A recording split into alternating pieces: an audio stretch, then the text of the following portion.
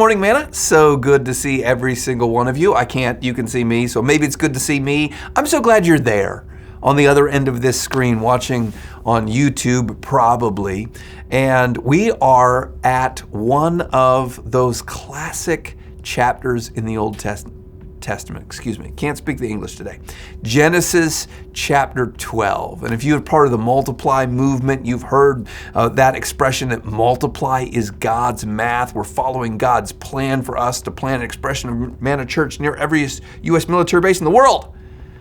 Then Genesis 12 is one of those passages you've heard about where God calls, at the time Abram, later he'll rename him Abraham, God calls Abram and says, hey, I want you to leave your father's household and I want you to go. And ultimately it's to the promised land, and God gives him that promise. But that call comes in Genesis 12:1. Hey, Abram, it's time to go.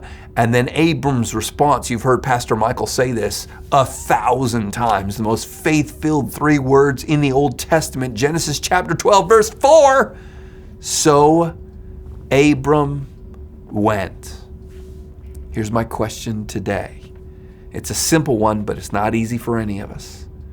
Where is God calling you to go?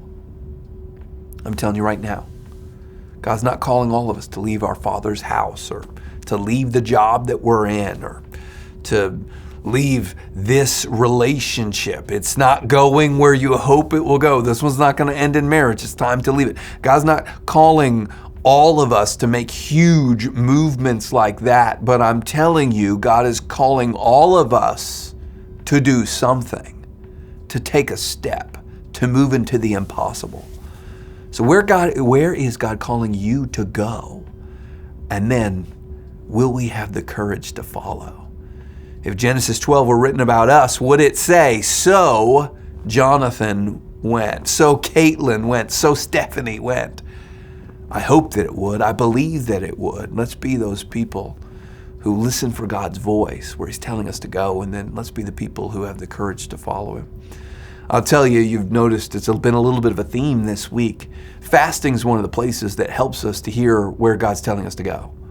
I can tell you that's one of the things I used fasting for, that spiritual discipline of saying no to a drive. I'm not going to eat these foods, or I'm not going to eat food at all. I'm going to say no to that so I can clue into what God is saying.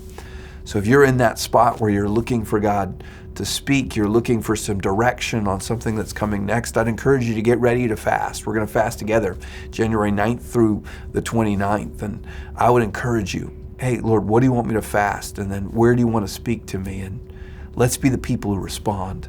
Let's obey Him. Let's have the courage to dive in and see what God does. God bless you, Manna Church. See you tomorrow.